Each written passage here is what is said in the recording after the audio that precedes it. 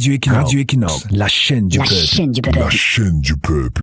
Bonjour, le Cameroun assiste aujourd'hui dans une indifférence institutionnelle totale qui frise la complicité à un hold-up d'un genre nouveau sur l'espace public numérique de l'État. Les pages officielles de nos ministères, de nos directions générales ou de nos municipalités ne sont pas toujours les vitrines de l'État serviteur, mais des arrière-boutiques de l'égocentrisme et du militantisme nauséabond du personnel gérant de ces institutions. Conçues pour être des extensions immatérielles de nos administrations ou institutions, ces plateformes numériques de souveraineté ont été confisquées par des dirigeants qui confondent de manière pathologique leurs fonctions et leurs personnes, leurs bureaux et leurs salons, le patrimoine de l'État et leurs propres titres fonciers.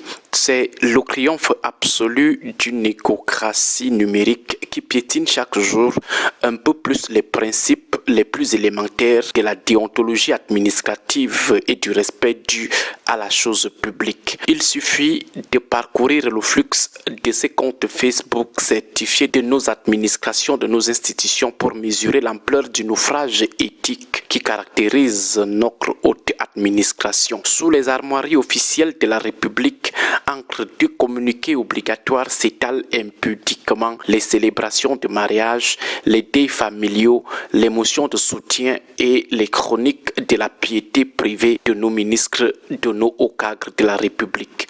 L'outil public qu'est la page officielle d'une institution est ainsi privatisée au grand jour pour servir d'agence de relations publiques gratuites à des carrières individuelles en quête perpétuelle de positionnement ou de parrainage politique.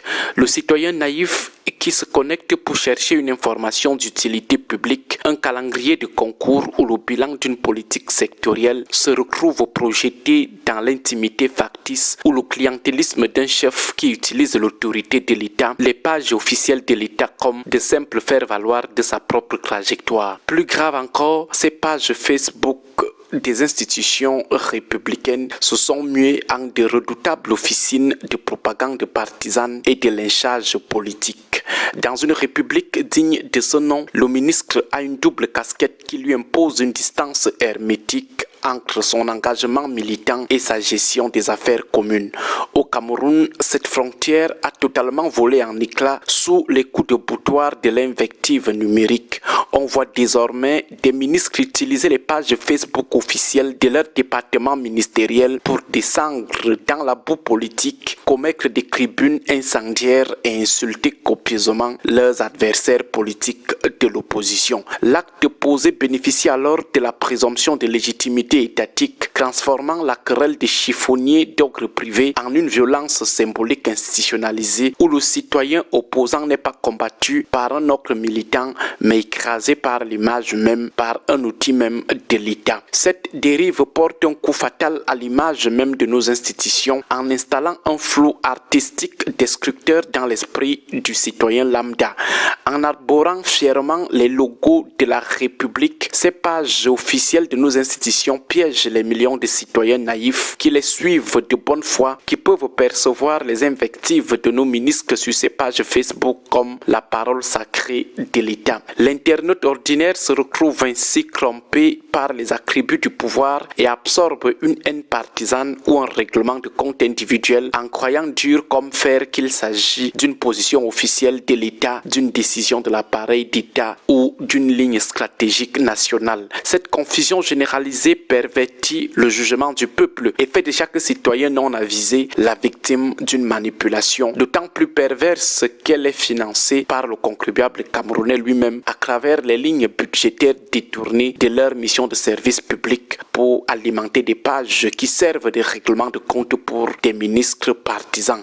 À force de banaliser l'autorité publique et de la mêler au bavardage récréatif et au règlement de compte politique, ces responsables traînent au sol la sacralité de la parole étatique et des outils de communication de l'État. Lorsque l'État aura besoin de parler d'une voix forte, neutre et indiscutable en période de crise majeure, sa signature sera déjà démonétisée, noyée dans ce flux interrompu de rancœurs personnelles et d'ambitions féodales des responsables qui manquent de professionnalisme, d'élégance républicaine et de hauteur politique. Il est donc urgent de siffler la fin de cette récréation numérique en condamnant l'usage partisan et privé des biens immatériels de l'administration par ceux qui la dirigent. Un ministre doit intégrer le fait qu'il n'est qu'un locataire éphémère de la fonction publique et pour cela, la page Facebook de son institution ne devrait pas être sa propriété privée. Que nos ministres et autres dirigeants administratifs de notre pays comprennent que les pages Facebook des institutions dont ils ont la charge ne sont pas leurs comptes privés où ils peuvent allègrement déverser toute forme d'intrigue ou de bassesse personnelle. Bon début de week-end à vous tous.